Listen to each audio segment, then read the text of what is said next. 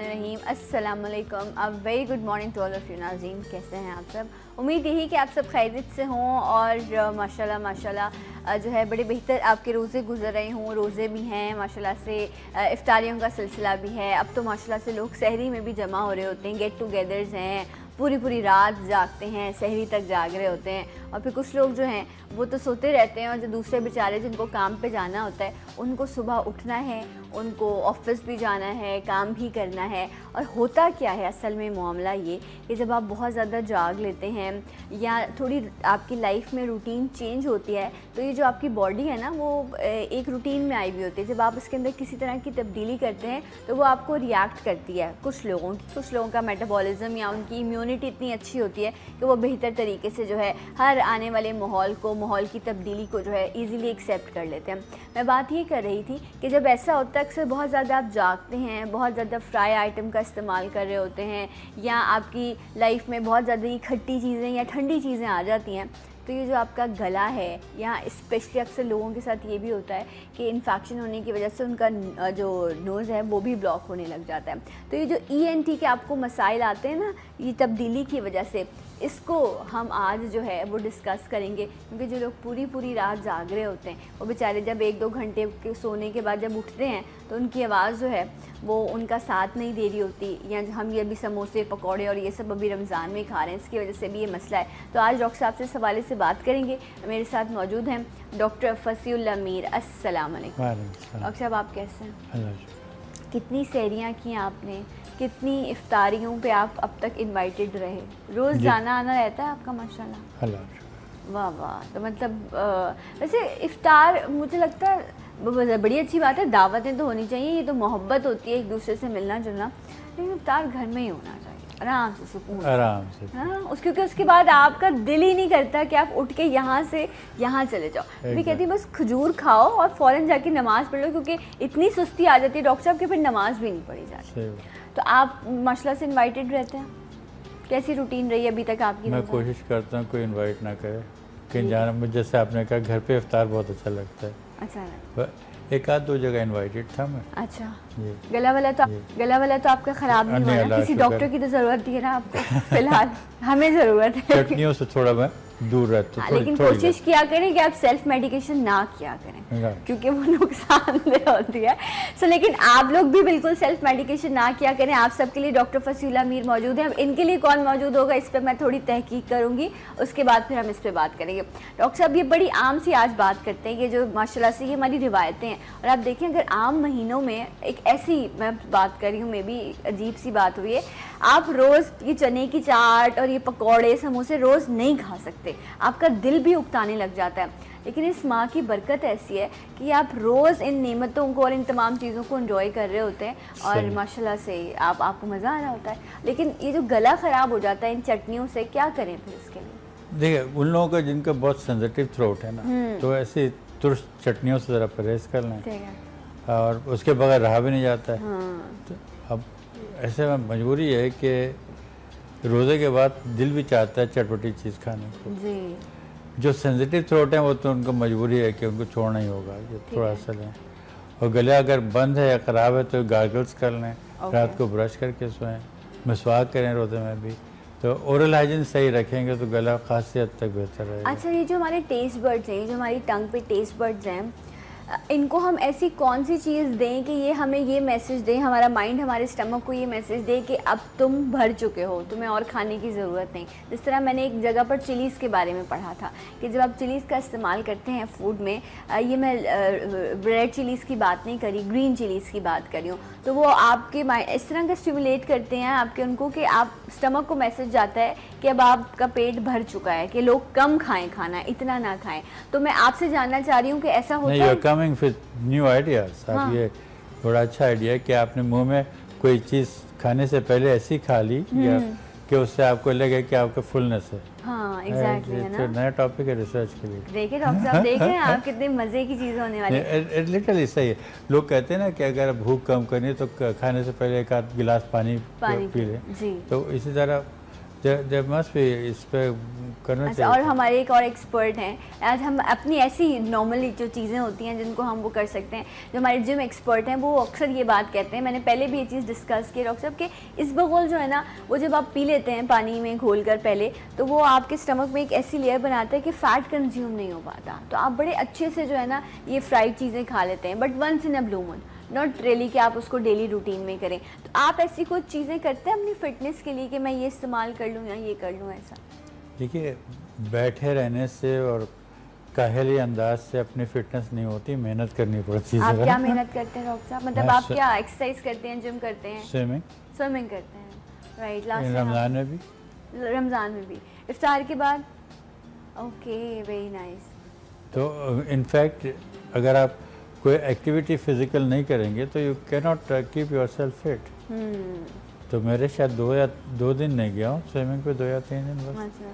वो भी जैसे आपने कहा इफ्तार की दावत में चले गए तो रूटीन थोड़ी सी चेंज हो जाती है। लेकिन कोई ना कोई एक्सरसाइज, कुछ वर्कअप होना चाहिए, वर्कआउट करना चाहिए। अच्छा, अगर 2-3 दिन ना करें तो नहीं, ऐसा नहीं होता कि आपको लगता है कि यार कुछ मेरी लाइफ से मिस हो रहा है, क्योंकि आप एक रूटीन में आ जाते हैं ना, वो आपकी बॉडी उसकी वो एडिक्ट नहीं बल्कि वो उस चीज़ को अच्छे से एक्सेप्ट करने लग जाती है, तो आप उस रूटीन में आ जाते हैं। अच्छा डॉक्टर साहब, अभी बहुत सारे लोग, शायद हर दूसरे तीसरे घर में कोई ना कोई शख्स जो है ना वो बीमार हो रहा है। एक तो गर्मी बहुत ज़्यादा पड़ी, इतना टेम्परेचर हाई रहा, और एक है सर्दी का तो बुखार होता ही है, लेकिन ये जो गर्मी का बुखार है, गर्मी से फ्लू हो जाना, गर्मी से गला ख़राब हो जाना, ये ज़्यादा तकलीफ दे होता है डॉक्टर साहब। और गर्मी से वायरस निकल आते हैं गर्मी में, जैसे सर्दियों में होता है, जिसमें आके मीजल्स वगैरह ऐसे फिर शुरू हो जाते हैं।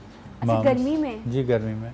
तो बहुत ज़्यादा गर्मी और बहुत ज़्यादा सर्दी, दोनों चीज़ों में ये चेंजेस आती हैं तो कुछ बीमारियां आ जाती हैं। अच्छा। जैसे वायरस रिलेटेड होती हैं। ऐसे इस गर्मी में जो अभी लू और खुश्क हवा है, इसमें नक्सीर के बहुत चांसेस हैं। अच्छा। कि ऐसे लोग जिन्हें थोड़ी सी टेंडेंसी हो तो उनके नाक में खून आने लगता है, बच्चों में भी।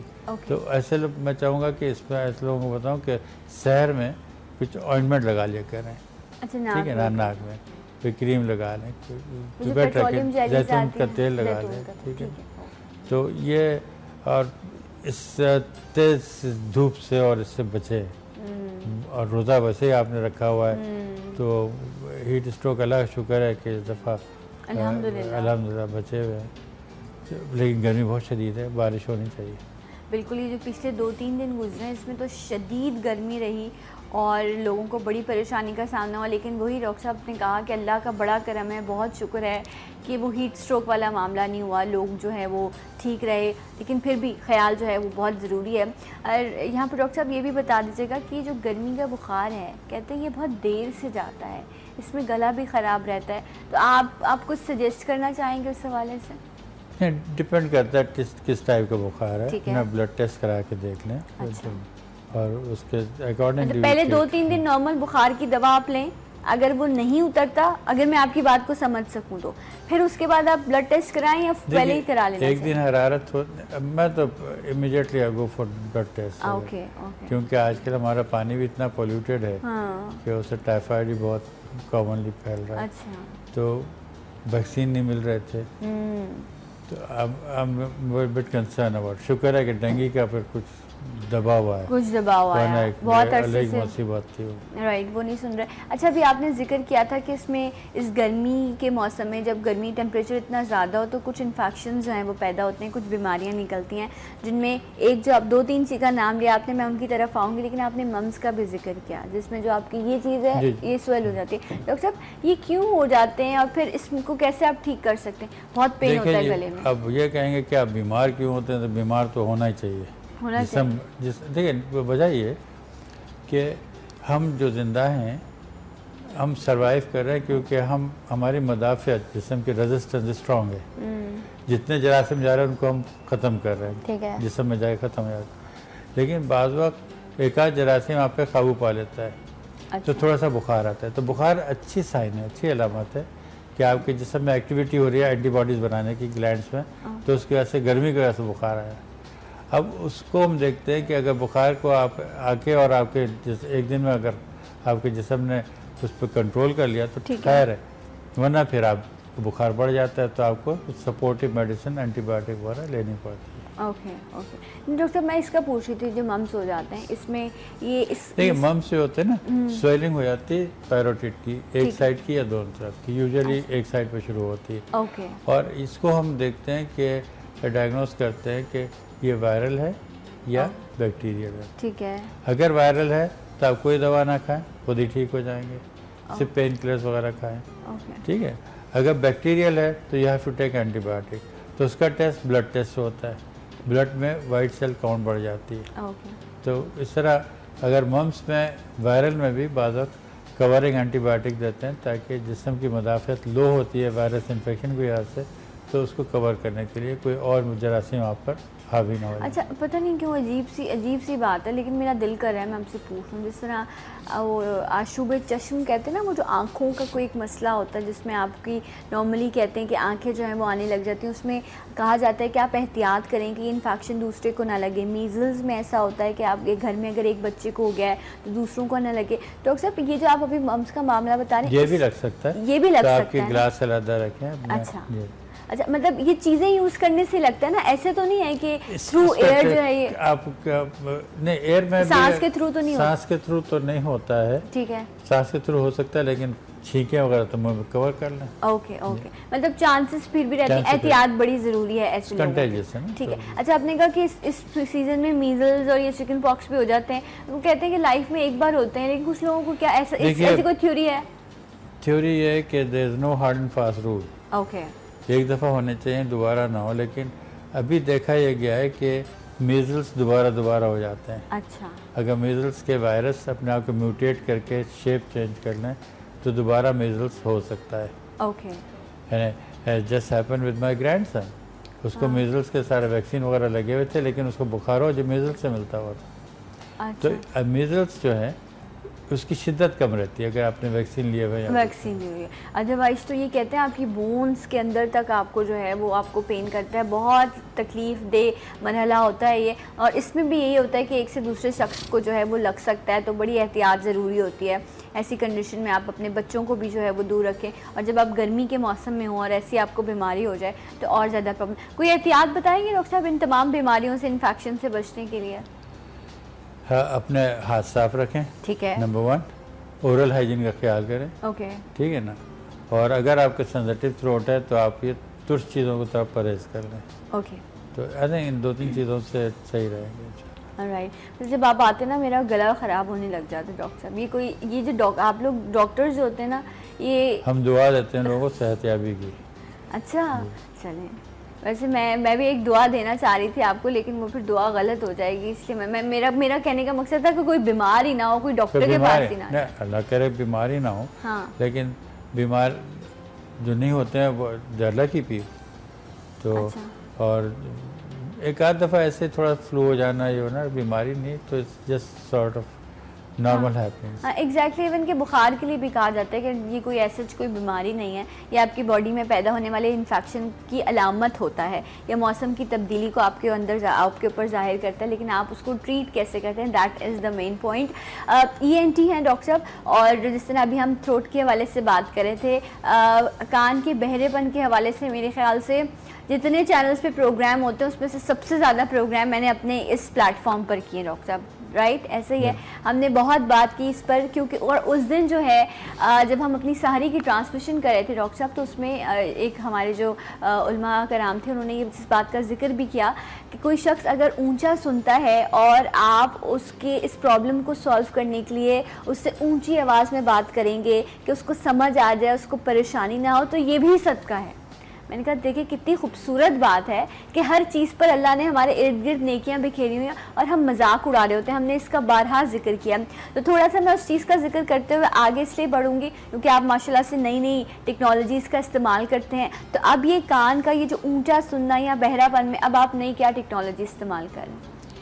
देखिए, वी चेंज द बोन, सुनाई देने को बेहतर करने के लिए, और इतना ज़्यादा है कान का बहरेपन का मसला इस मुल्क में, और इतना बदकिस्मती से हमारे पास उसका सही इलाज की ट्रेनिंग हम लोगों ने हर एक को नहीं है। तो ईयर सर्जरी से लोग घबराते हैं, करने वाले भी करवाने वाले भी। लेकिन जिनको ईयर सर्जरी आती है, ट्रेनिंग ली है, उनके नताज बहुत अच्छे हैं। और जो मैं इसमें I do all kind of year surgeries, जो बहरापन को इम्प्रूव करने के लिए। कॉकलियर इम्प्लांट भी नहीं होता था, वो भी शुरू किया। और अब अर्ली हीलिंग की तरफ हमारी वो तवज्जो है मेरी। अच्छा। कि जो हीलिंग प्रोसेस को और स्पीड अप कर दें। राइट। तो अच्छा, उसमें ठीक है। जी जी, आप बोलिए। उसमें नई चीज़ आपको ये कि उसमें हम जिस्म के अंदर से खून से एक क्लॉट ग्रोथ फैक्टर हासिल कर लेते हैं और वो कान में लगाते हैं उसी वक्त, तो उससे हीलिंग मेरी बड़ी अच्छी हो रही है। अभी मैंने शुरू किया। अच्छा, नहीं इसमें क्या है कि सर्जरी होती है उसके बाद ही? सर्जरी में क्या करते हैं आप लोग? सर्जरी ब्लड लेके उसी में से एक प्लाज्मा के अंदर जो प्लेटलेट्स होते हैं, प्लेटलेट कंसंट्रेट जो है वो लेके कान में उसको जलफम को भिगो के उधर रख देते हैं जहाँ हम ग्राफ्ट लगाते हैं। उससे जो है ये naturally I am working on it and मेरा जो हीलिंग प्रोसेस है वो डबल हो गया है। यानी जो मैं 12 दिन 14 दिन में ड्रेसिंग निकालता था, अब 8वें दिन निकालता हूँ। अच्छा, और देख रहा हूँ कि हीलिंग प्रोसेस। अच्छा डॉक्टर साहब, ऐसा भी होता है कुछ लोगों को एक कान में होता है और शुरू में ये होता है कि थोड़ा बहुत होता है, कोई कह रहा है तो ऐसे आपने इग्नोर कर दिया, बात समझ नहीं आई या किसी का नाम समझ नहीं आया या फ़ोन कॉल पर इस तरह का प्रॉब्लम होता है। ये चीज़ आहिस्ता आहिस्ता बढ़ती जाती है एक कान की तरफ। ये एक मसला है। कुछ लोगों को दोनों कान से हो जाता है, लेकिन इसका शुरू होना आहिस्ता आहिस्ता, ऐसा तो नहीं होता ना एकदम से कि आप एक दिन सुबह उठें और आप कहें कि आपको आवाज़ नहीं आ रही। ऐसा भी होता होगा शायद। ऐसे भी होता है। हाँ, लेकिन ये बड़े रेयर केसेस होते होंगे। नॉर्मली तो यही होता है ना कि चीज़ ख़राब होते होती है, आवाज़ कम आने लगती है, आते आते एक टाइम होता है कि आपको बिल्कुल ही जो है वो प्रॉब्लम हो जाती है। रीजंस क्या होते हैं इसके? देखिए, एक तो आपने एक बात बड़ी थी कि सडन जिसको होता है, he should take action. Sudden deafness is curable to certain extent अगर फौरी तौर पर उसका इलाज शुरू कर लें।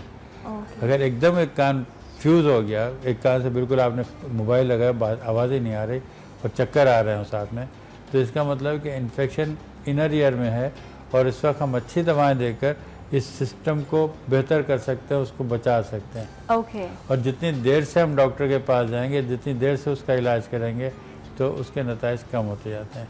ये भी अक्सर वायरस इन्फेक्शन की वजह से होता है। दूसरा आपने जो कहा कि लोगों को अंदाज़ा नहीं होता है, तो आप सही कह रही हैं कि स्कूल से टीचर्स भेजते हैं कि भाई ये बच्चा अटेंड नहीं कर रहा है, सही सुन नहीं रहा है। अच्छा। टीचर्स को अंदाज़ा होता है। और होना ये चाहिए कि प्री स्कूल टेस्टिंग होनी चाहिए। जो बच्चे स्कूल जा रहे हैं, एक दफ़ा पेरेंट्स ही ला के दिखा दें, हमारे पास कोई ऐसा सिस्टम नहीं बना है। तो प्री स्कूल टेस्टिंग होनी चाहिए।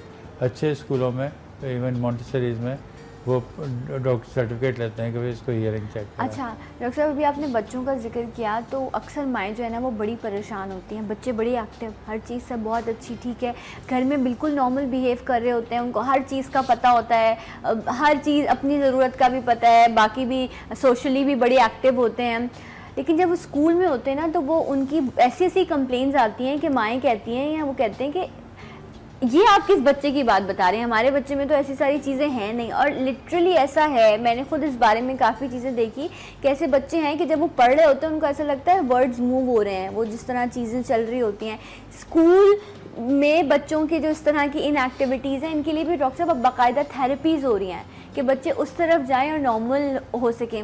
ये क्या, अब ये जब अभी नई नित नई बीमारियाँ सुनते हैं, नित नई चीज़ें सुन रहे हैं, नई चीज़ें इसलिए सब सुनती हैं कि अब हम ज़्यादा तवज्जो दे रहे हैं हेल्थ पर। अच्छा, ठीक है ना। हाँ। वरना ये चीज़ अनडायग्नोज रह जाती थी, उन बच्चों को केयर नहीं करते थे, उनकी पिटाई आहिस्ता आहिस्ता पिटाई होती थी, आहिस्ता आहिस्ता वो पीछे बैक बेंचर्स होते, फिर वो पढ़ाई छोड़ देते थे।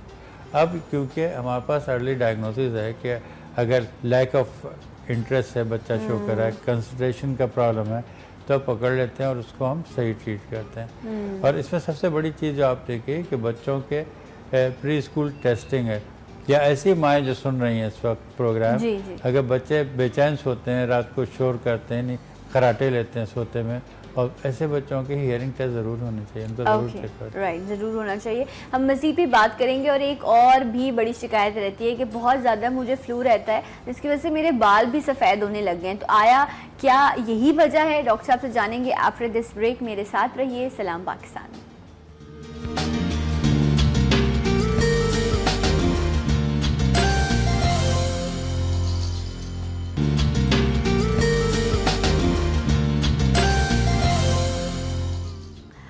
Once again welcome back. सलाम पाकिस्तान नाज़रीन, डॉक्टर फसीउल अमीर हमारे साथ मौजूद हैं और हम आज ENT air nose and throat के जो प्रॉब्लम्स हैं उनको हम डिस्कस कर रहे हैं। बड़ा ही कॉमन सा सवाल है, लोगों के जहनों में जो बातें होती हैं अक्सर मिथ्स होते हैं और हम उनको लेकर ही आगे बढ़ रहे होते हैं। डॉक्टर साहब से मैं वो चीज़ें जानती हूँ, हालांकि मेडिसिन में जो है बहुत सारी चीज़ें ऐसी हैं जो मेडिसिन जिसको रिजेक्ट करती है, नहीं मानती। डेफिनेटली आप लोग रिसर्च बेस्ड चीज़ें कर रहे होते हैं, लेकिन जो बड़ी आम सी जर्नल डिस्कशन हो रही होती है मैं वो चीज़ आपके सामने लेकर आती हूँ। जिस तरह अभी जिक्र किया था कि फ़्लू की वजह से लोग कहते हैं जिनको बहुत ज़्यादा फ्लू रहता है, नज़ला रहता है, उनके बाल सफ़ेद होने लग जाते हैं। कोई ताल्लुक है इन चीज़ों का? No no, simple answer. Simple. Next question please. अच्छा जी, सो ये डेफिनेटली जिस तरह डॉक्टर साहब कह रहे हैं कि नहीं मत, लेकिन हल तो है ना, एक शख्स को 12 महीने नज़ला रहता है। हल तो फिर लोग निकालते हैं दूसरी चीज़ें, लेकिन हाँ। उसका कुछ इफ़ेक्ट है कि एडल्ट एलोपेशिया जो है, जो मेल एलोपेशिया जो है, तो वो उसमें बालों का गिरना कुछ कम हो जाता है अगर मिनॉक्सिडिल स्प्रे वगैरह कर लगा लें तो। ठीक है। लेकिन अगर गिरने वाले बाल हैं तो गिर ही जाते हैं, फिर आपको उसका ओनली हल इज़ ट्रांसप्लांट। ओके राइट, वो डेफिनेटली एक अलग टॉपिक है। डॉक्टर साहब ये जो मुसलसल लोगों को 12 महीने नज़ला रहता है, कभी ज़्यादा हो जाता है कभी कम हो जाता है, छींके आना, आँखों का लाल हो जाना, इसकी वजह क्या होती है? देखिए एलर्जी है इसकी वजह, और अगर किसी के इतना ज़्यादा नज़ला है तो उनको चाहिए कि दवाएं लेते रहें। ठीक है। देखिए एलर्जी को हम दवाओं से उसकी शिद्दत को कम रख सकते हैं। अगर नाक में ये एलर्जी बहुत ज़्यादा होती है तो नाक में सूजन रह के उसमें सख्ती आती है, वो कंडीशन कहलाती है पॉलिप्स। और अगर ये एलर्जी हवा में हर जगह फंगस के पार्टिकल्स हवा में हैं, अगर उसकी वजह से एलर्जी है तो वो बड़ी दाएं में होती है, बड़ा तंग करती है। तो उसमें आपको लाजमी तौर पर नेज़ल डूशेस करके नाक को साफ़ रखें कि गर्दा वगैरह जो अंदर जा रहा है उससे एलर्जी हो रही तो उसकी सफाई होती रहे, और एंटी एलर्जिक लें, वरना ये एलर्जी जो है अगर ये घर कर जाए, साइनसेस में चला जाए तो साइनसाइटिस कर देगी। ओके।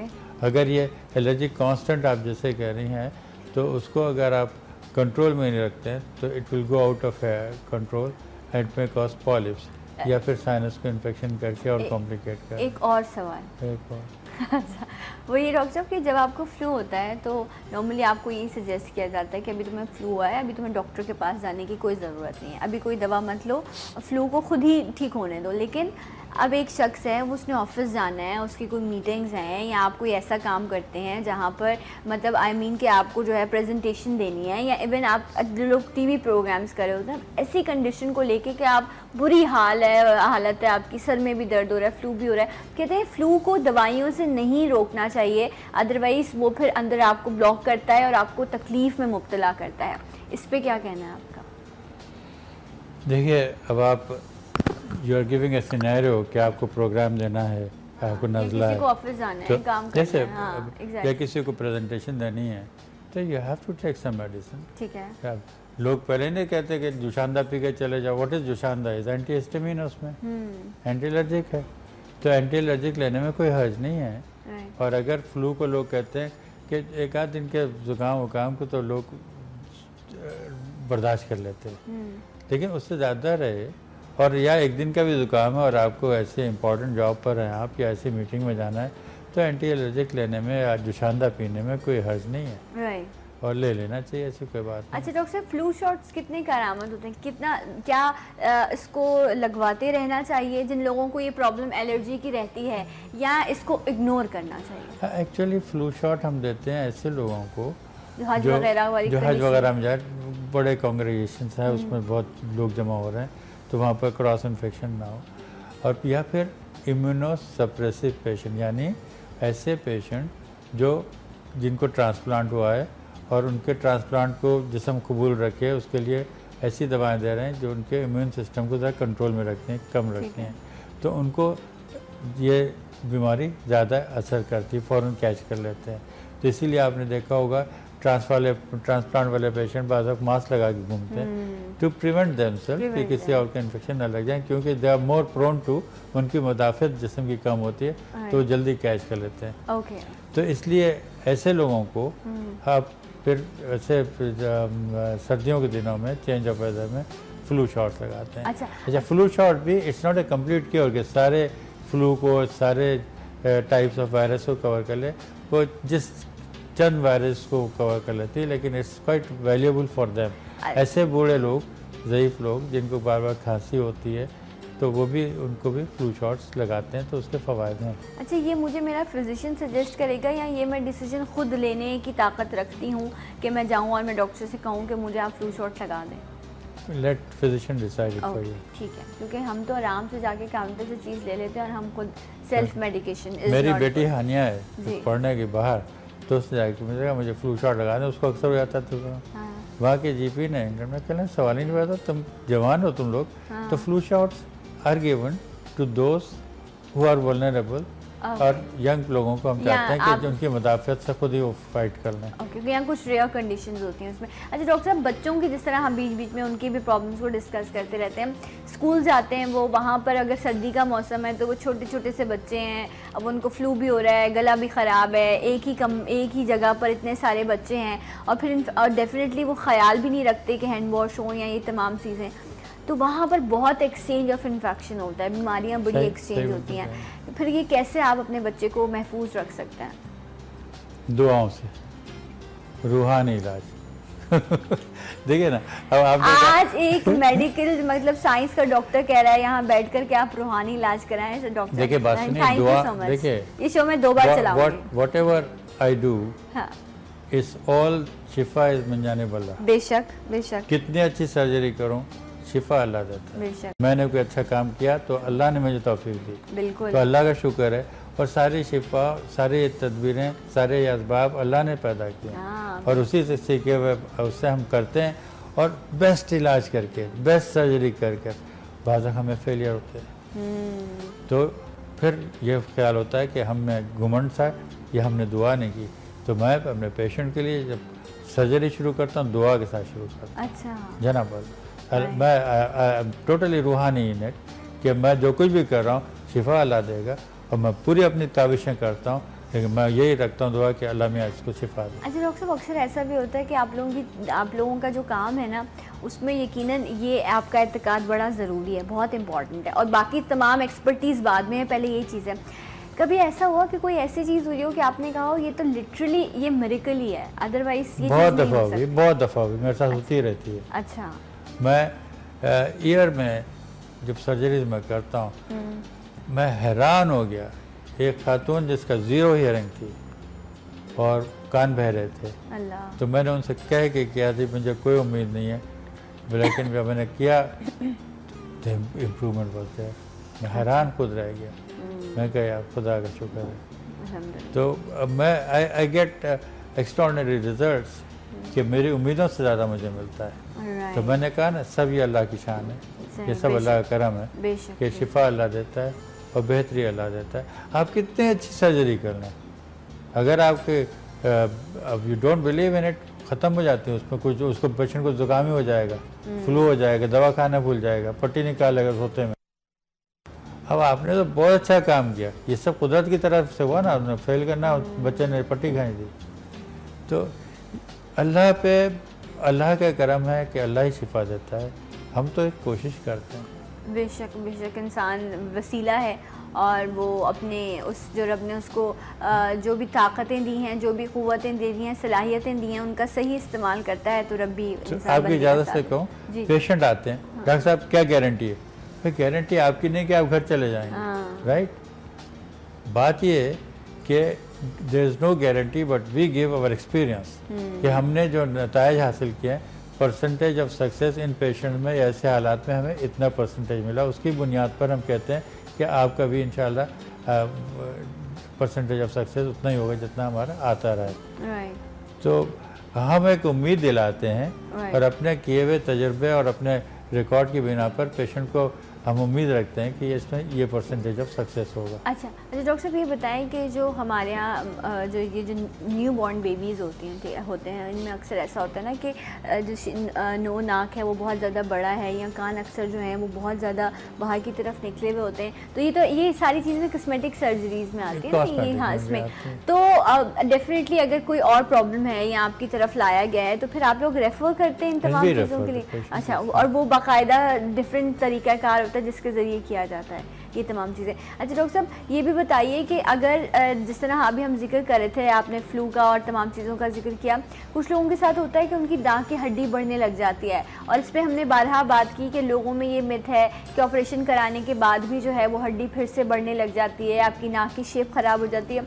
जब आपकी नाक की शेप ख़राब होती है तो आपका पूरा चेहरा जो है ना वो बिगड़ने लग जाता है। डॉक्टर साहब ये क्यों कॉमन हो गई बात कि ऑपरेशन कराऊंगा तो वो सक्सेसफुल नहीं होगा? कॉमन है कि लोगों के फेलियर्स देखे लोगों ने और कुछ मुश्किलात पेश आई थी, तो इसी वजह से कुछ इसमें पेश रफ्त हुई है। अच्छा। कि एंडोस्कोपिक साइनस सर्जरी आ गई कि आप एंडोस्कोप से देख के, अब मुआयने में आप कैमरे से मुआयना करते हैं, that is now very advisable कि किसी को खाली देख के नाक हम कैमरा बारीक सी तीली होते रखते हैं अंदर ज़्यादा डिटेल में नज़र आता है। और जो फेलियर्स हैं वो फेलियर इस वजह से हैं कि आपके पास अच्छी टेक्नोलॉजी इस्तेमाल नहीं करते। अगर आप लेज़र से करें और आप एंडोस्कोप से सर्जरी करें और आप अपना जॉब अच्छा करें तो आपकी एक्सपर्टीज़ पे भी डिपेंड करता है। फिर technology plays a great role. ऐसे लोग नाक में पट्टियाँ डाल के इतना नाक फूल जाते उससे घबराते हैं, मिथ नहीं है, हकीकत है। अच्छा। तो उनको भी हमने ओवरकम कर लिया कि अब इस टेक्नोलॉजी से सूजन कम होती है, ब्लीडिंग नहीं होती, तो आपको पट्टियों की ज़रूरत नहीं होती। तो ये चीज़ें हैं कि पहले नाक के ऑपरेशन बदनाम थे, लेकिन अब करने वाले पे डिपेंड करता है। फिर depends how much advancement you have in your equipment, कि कितनी अच्छी मशीन है, कितने लेज़र है नहीं है, और दूसरी अच्छी मशीन है नहीं है। तो अगर आप अच्छे टेक्नोलॉजी इस्तेमाल करेंगे तो आपको नताइज भी अच्छे मिलेंगे और तकलीफ भी कम होगी। और आप अगर इग्नोर करेंगे तो मर्ज़ जब बढ़ जाएगा तो फिर यकीनन उसका इलाज भी मुश्किल हो जाता है, तकलीफ भी हो जाता है। इसलिए डरे मत, खौफ मत खाएं। हम इसलिए भी घबराते ना कि जाएंगे तो कहीं पता ही ना चल जाए कि कोई मसला है, इस खौफ से हम जाते नहीं हैं। तो ज़रूर जाना चाहिए। ये बात सब पर लागू होती है, यहाँ पर मौजूद लोगों पर भी और वहाँ पर मौजूद लोगों पर भी। डॉक्टर साहब समझ तो आप गए होंगे मेरी बात को। तो इसलिए ज़रूर अपना इलाज कराया कीजिए, कोई भी प्रॉब्लम हो डॉक्टर के पास ज़रूर जाएँ। एक खातून ने मुझे कहा था और मैंने उनसे ये कहा था कि जब डॉक्टर साहब आएंगे तो मैं डिस्कस करूँगी उनसे। और हम बारहा डॉक्टर साहब को बुलाते भी इसलिए हैं क्योंकि हम अपने ये एयर, नोज़ और थ्रोट के मसले को बहुत इग्नोर करते हैं, बड़ा कॉमन समझते हैं। हालांकि अगर हम इन्हीं चीज़ों को कंट्रोल रखें तो ये आपको बड़ा स्ट्रॉन्ग रखती हैं, अदरवाइज़ आप बड़ा लो फील करने लगते हैं। डॉक्टर साहब जो थायराइड का प्रॉब्लम है ये एक ऐसी चीज़ है जिस तरह हमने अब ब्लड शुगर को या ब्लड प्रेशर को हम लोग थ्रू आउट द लाइफ अब कहते हैं ना कि ज़िंदगी भर का साथ अब इन बीमारियों का रहेगा, शुगर हो या ब्लड प्रेशर। इसी तरह ये थायराइड भी एक ऐसी चीज़ है जो ज़िंदगी से जब आती है तो जुड़ी जाती है, फिर कहती है अब मैं नहीं जाऊँगी, तुम्हारे साथ रहूँगी मैं। ऐसा ही है ये थायराइड का कोई ऐसा ट्रीटमेंट हो सकता है कि आप इसको नॉर्मल कर लें एक लेवल पर लाकर? आपने एक बड़ा जनरलाइज सवाल किया। थायराइड के मुख्तलिफ चीज़ें होती हैं ज़िंदगी भर के साथ, तो वो हो गया फिर हाइपोथायराइडिज्म। अच्छा। कि थायराइड ने काम ही छोड़ दिया। जब वो कुछ आपने काम करना ही छोड़ दिया उसने, तो भाई उसका सब्स्टिट्यूट तो आपको दवा देनी है। ठीक है। एक दूसरे थायराइड के जो लोग पाल के बैठे रहते हैं गिलहड़ को या गिल्टी को, उसमें तब्दीली हो जाती है एक अरसे के बाद, तो उसकी सर्जरी इंतहाई ज़रूरी होती है। Okay, right. और उसमें बाज़ वक्त थायराइड पूरे में गांठ मल्टी नोड्यूलर कहते हैं, तो मुख्तलिफ नोड्यूल्स बन गए हों तो फिर हमें टोटल थायराइड को निकालना पड़ता है। जब हम निकाल देते हैं तो जाहिर सी बात है छोटी सी गोली सब्स्टिट्यूट करनी पड़ती है, क्योंकि थायराइड का फंक्शन बहुत इफेक्ट हो जाता है। अब आप बात करें थी कि ऐसे थायराइड का इलाज दवाओं से, अगर थायराइड में कोई गिल्टी नहीं है, जनरलाइज थायराइड ने अपना खुद ज़्यादा तेज़ी से काम कर रहा है, तो उसको स्लो डाउन करने के लिए एंटी थायराइड मेडिसिन देनी पड़ती है। तो डिपेंड करता है कि थायराइड का कौन सा इन्वॉल्वमेंट बंदे को है। तो सिर्फ एक चीज़ नहीं कि उसके फंक्शन को हम देखें, फंक्शन के साथ उसमें गांठ है कि नहीं, क्योंकि अगर वो नोड्यूल अगर हो जाए उसमें, चाहे वो दो किस्म के नोड्यूल होते हैं, एक होता है जो नोड्यूल वो हिस्सा काम करना छोड़ता है, एक होता है वो नोड्यूल होता है लेकिन वहाँ बहुत ज़्यादा थायरॉक्सिन बनने लगती है। तो इन दोनों सूरतों में इलाज सर्जरी ही है। अच्छा ठीक है डॉक्टर साहब, क्यों हो जाता है थायराइड का प्रॉब्लम, ये डिसफंक्शन क्यों होता है? एक तो आयोडीन की कमी से होता है। ठीक है, आयोडाइज सॉल्ट इस्तेमाल करें, ये बड़ा इम्पोर्टेंट है, इससे बहुत बचाव रहता है। और दूसरे कि इससे हार्मोनल डिसबैलेंस जिस समय बीमारी होती है, तो अगर पिट्यूटरी से कंट्रोल होता है थायराइड, तो तमाम चेन में अगर थोड़ा डिफरेंस हो जाए तो थायराइड डिजीज कहना होता है। ओके राइट जनाब। डॉक्टर साहब थैंक यू सो मच, बहुत शुक्रिया आप आए, और रब आप सबको सेहत दे, ज़िंदगी दे इंशाल्लाह। फिर आपसे मुलाकात होगी। अल्लाह हाफ़िज़, सलाम पाकिस्तान।